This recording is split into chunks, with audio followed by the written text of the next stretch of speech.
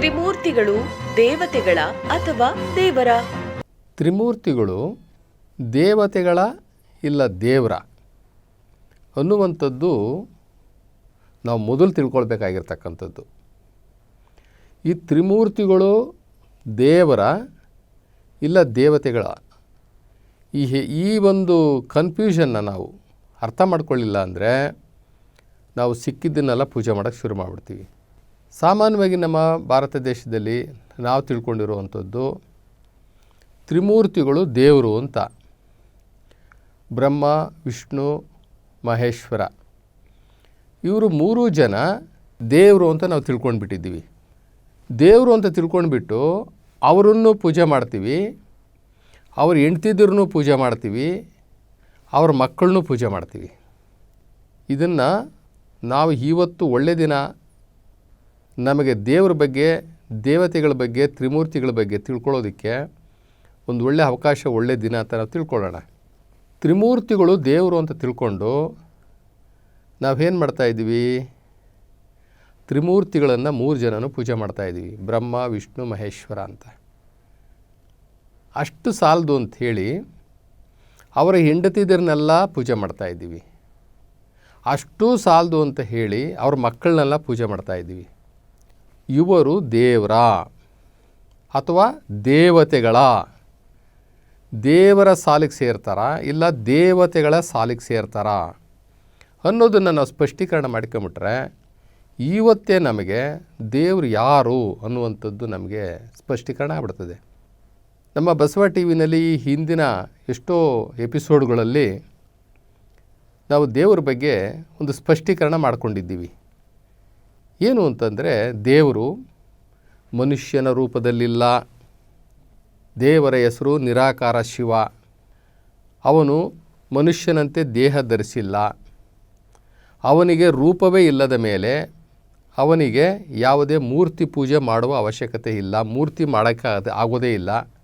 ಯಾಕಂದರೆ ನಿರಾಕಾರ ಶಿವನಿಗೆ ಆಕಾರ ಇಲ್ಲದೇ ಇರೋದ್ರಿಂದ ಅವನಿಗೆ ಮೂರ್ತಿ ಮಾಡಲಿಕ್ಕೆ ಆಗೋದೇ ಇಲ್ಲ. ಅವನು ನಿರಾಕಾರ.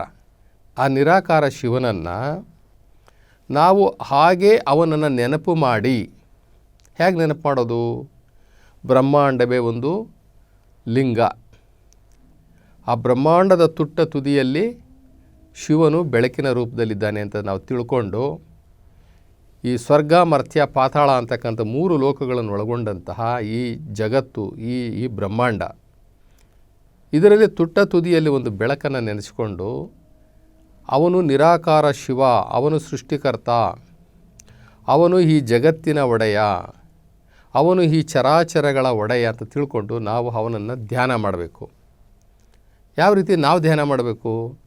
ನಾನು ಆತ್ಮ ಅಂತ ತಿಳ್ಕೊಂಡು, ನಾನು ಈ ಶರೀರದಲ್ಲಿ ಈ ಭ್ರೂಮಧ್ಯ ಭ್ರೂಕುಟಿಯಲ್ಲಿರ್ತಕ್ಕಂಥ ಒಂದು ಆತ್ಮ ಅಂತ ತಿಳ್ಕೊಂಡು ಆ ಆತ್ಮದ ಮುಖಾಂತರ ಆ ಪರಮಾತ್ಮನಾದ ಶಿವನನ್ನು ನಾವು ಜ್ಞಾಪಿಸ್ಕೊಂಡು ಪ್ರಾರ್ಥನೆ ಮಾಡಿಕೊಂಡು ನಾವು ಯೋಗ ಮಾಡಬೇಕಾಗುತ್ತೆ.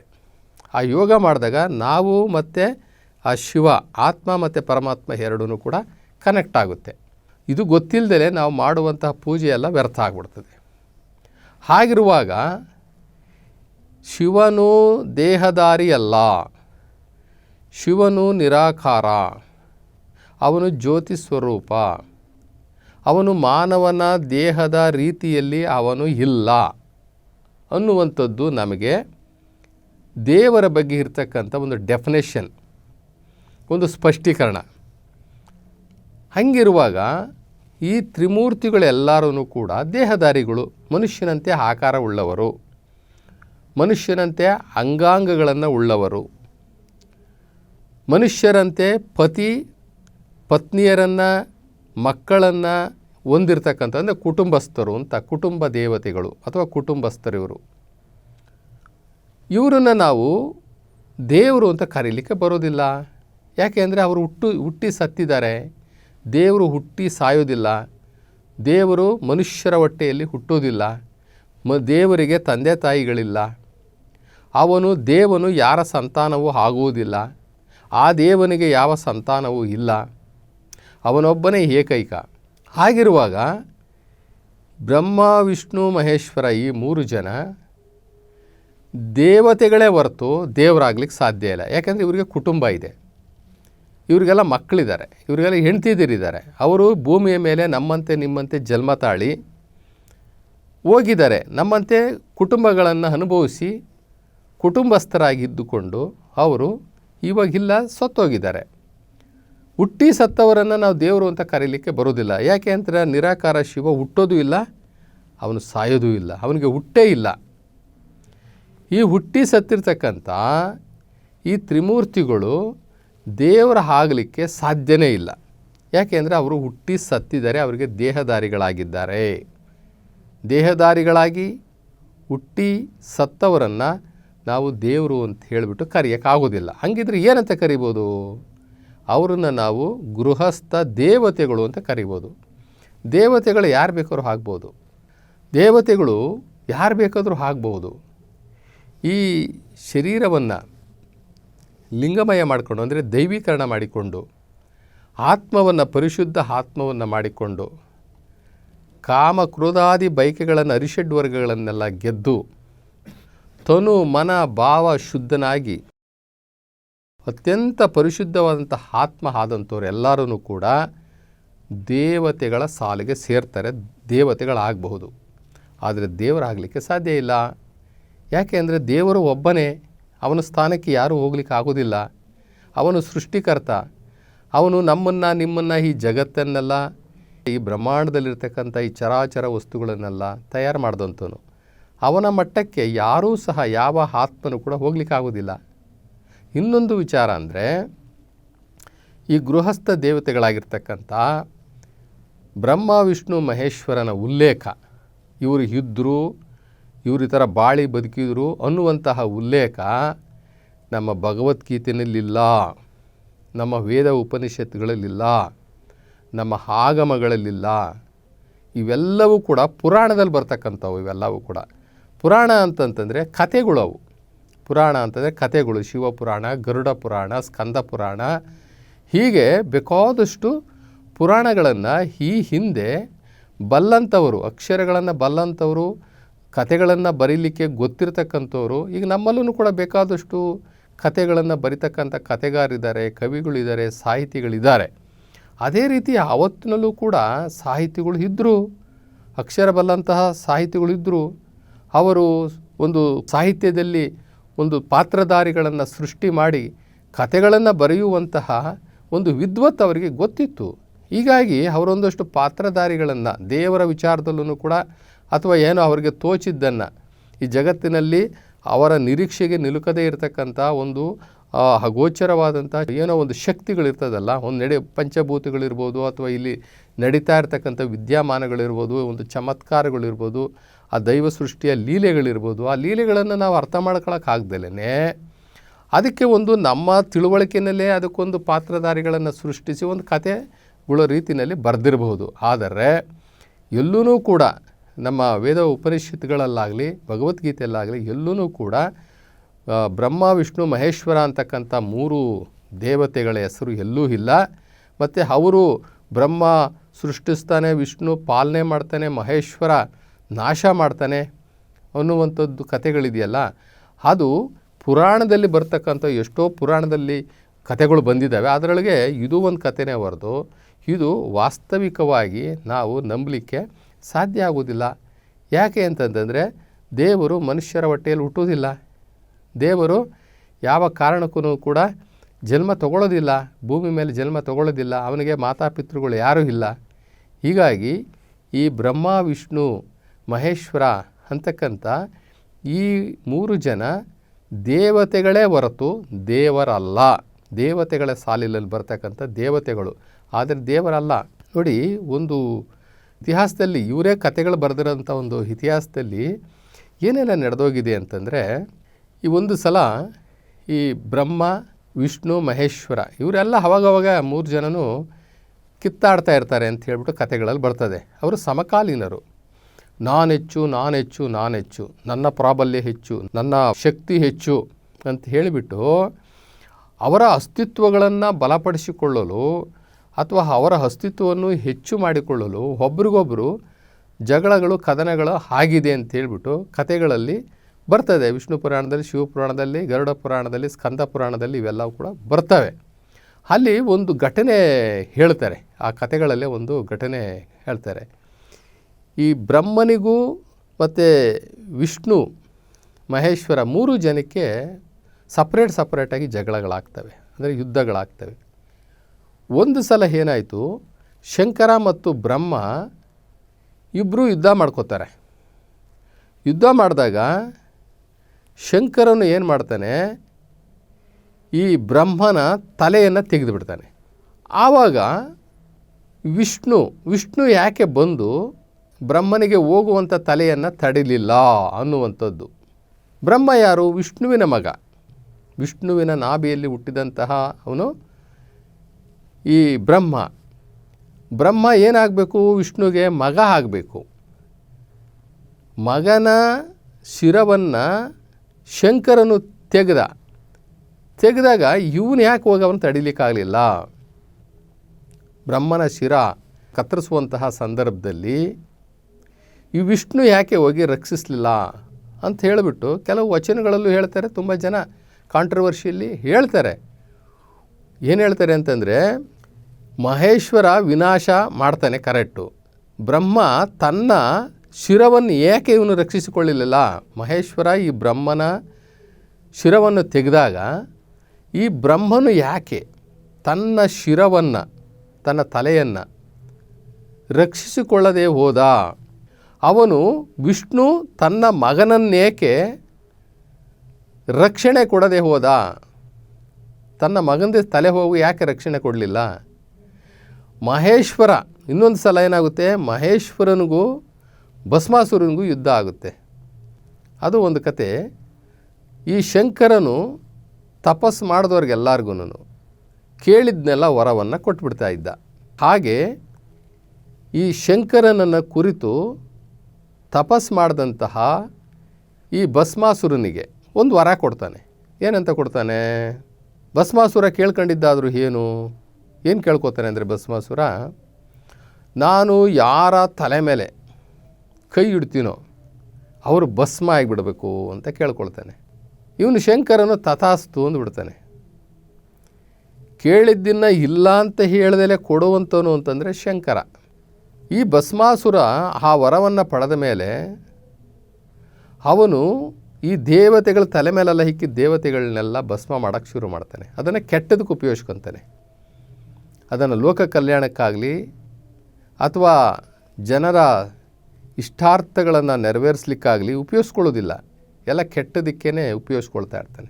ಕೊನೆಗೆ ಯಾರು ವರ ಕೊಟ್ಟ ಶಂಕರ ಅಥವಾ ಮಹೇಶ್ವರ, ಅವನ ತಲೆ ಮೇಲೇ ಕೈ ಇಟ್ಟು ಅವನ್ನೇ ನಾಶ ಮಾಡೋಕ್ಕೆ ಹೋಗ್ತಾನೆ ಈ ಭಸ್ಮಾಸುರ.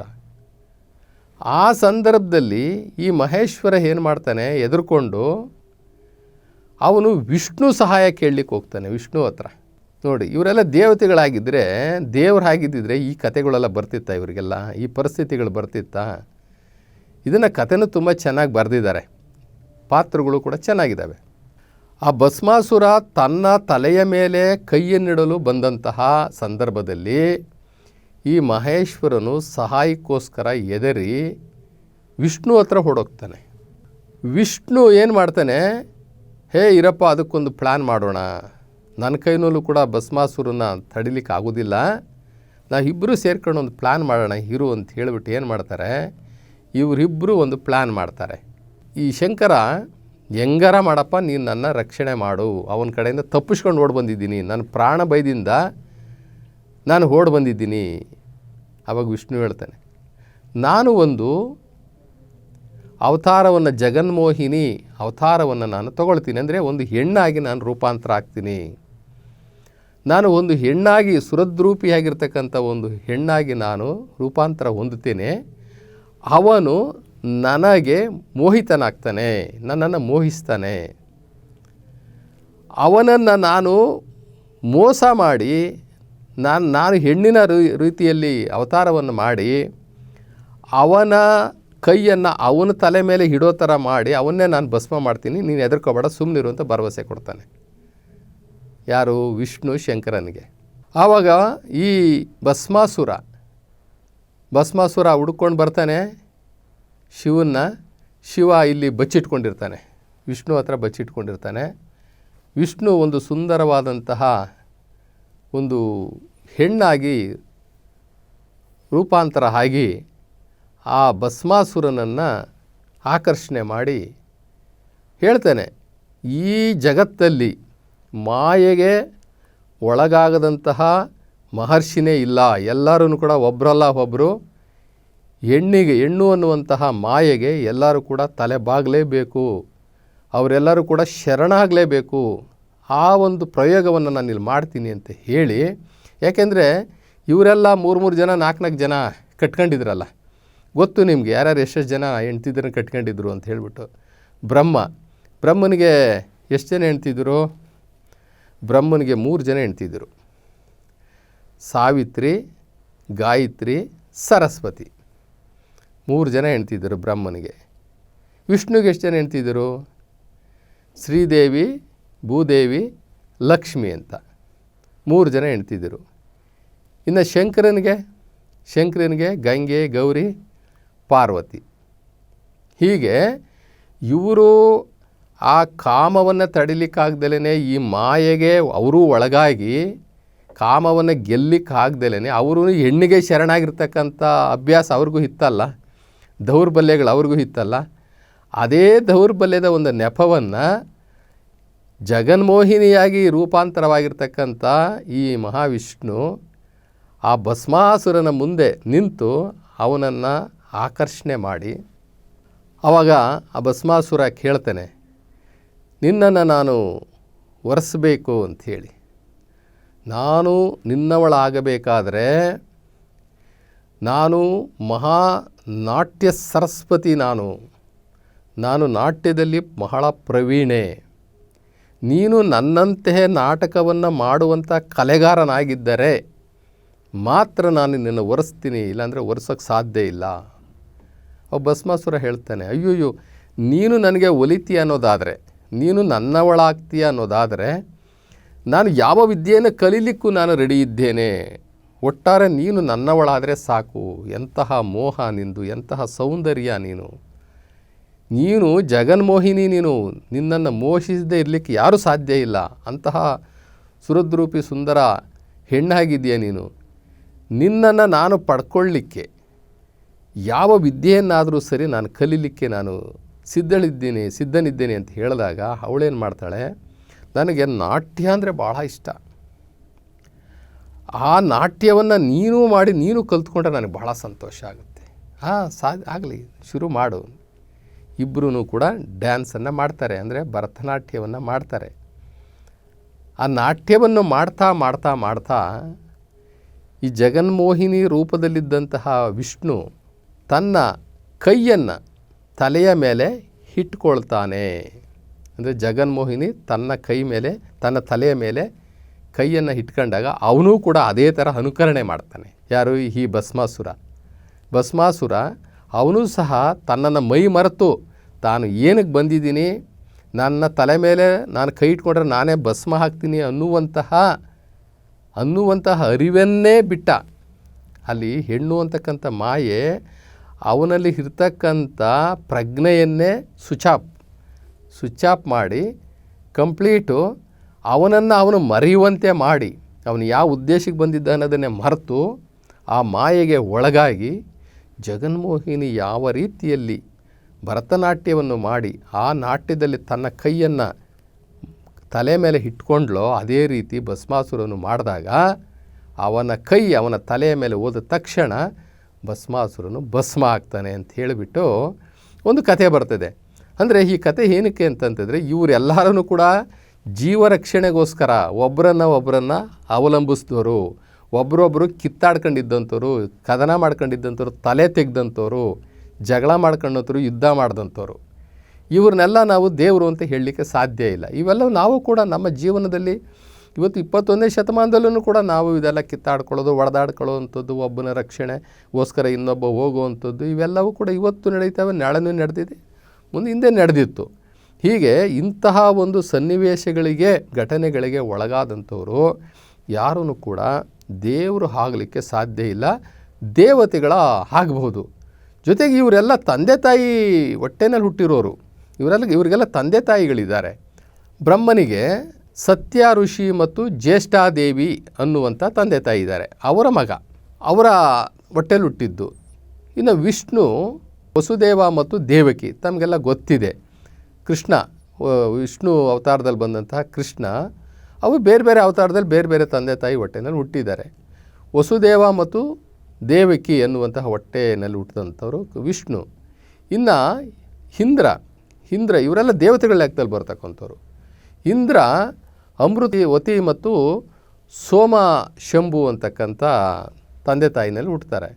ಇನ್ನು ಹರುಹ ಅಂತಕ್ಕಂಥ ಆತನು ಕೂಡ ಒಬ್ಬ ಋಷಿ ಮುನಿ ಅಥವಾ ಇವರ ಒಂದು ಸಮಕಾಲೀನ ಆಗಿದ್ದರಿಂದ ಆತನು ಕೂಡ ನಾಭಿರಾಜ ಮತ್ತು ಮರುತಾದೇವಿ ಹೊಟ್ಟೆಯಲ್ಲಿ ಆ ಹರುಹ ಅಂತಕ್ಕಂಥ ಒಬ್ಬ ಮಹರ್ಷಿ ಹುಟ್ಟುತ್ತಾರೆ. ಇವರೆಲ್ಲರೂ ಕೂಡ ಯೋನಿಜರು, ನಾವು ಮರಿಬಾರ್ದು ಇದನ್ನು. ಇವರೆಲ್ಲರೂ ಕೂಡ ಯೋನಿಜರು, ತಾಯಿಯ ಹೊಟ್ಟೆಯಲ್ಲಿ ಅಂದರೆ ಸ್ತ್ರೀ ಗರ್ಭದಿಂದ ಬಂದಂಥವ್ರು ಆಗಿರೋದ್ರಿಂದ ಇವರು ಯಾರೂ ಕೂಡ ದೇವರ ಆಗಲಿಕ್ಕೆ ಸಾಧ್ಯವಿಲ್ಲ. ಇವರೆಲ್ಲರೂ ಕೂಡ ದೇವತೆಗಳು. ಆದರೆ ಆ ನಿರಾಕಾರ ಶಿವನಿಗೆ ಮಾತಾಪಿತರಿಲ್ಲ, ಅವನಿಗೆ ತಂದೆ ತಾಯಿಗಳು ಇಲ್ಲ, ಅವನು ಸ್ವಯಂಭೂ.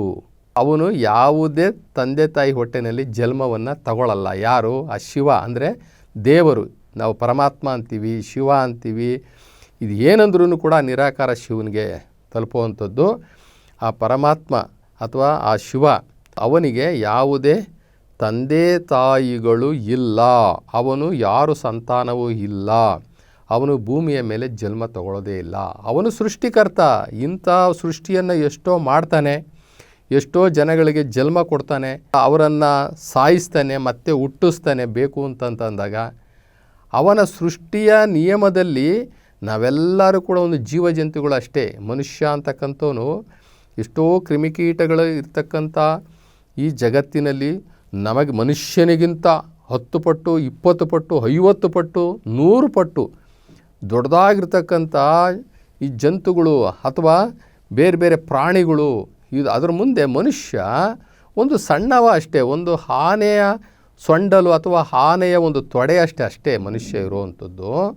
ಇವನು ದೇವರಾಗಲಿಕ್ಕೆ ಸಾಧ್ಯ ಇಲ್ಲ. ಆದ್ದರಿಂದ ಬ್ರಹ್ಮ, ವಿಷ್ಣು, ಮಹೇಶ್ವರ ಇವರನ್ನು ನಾವು ದೇವತೆಗಳ ಸಾಲಿಗೆ ಸೇರಿಸ್ಬೋದೇ ಹೊರತು ದೇವರಾಗಲಿಕ್ಕೆ ಸಾಧ್ಯನೇ ಇಲ್ಲ.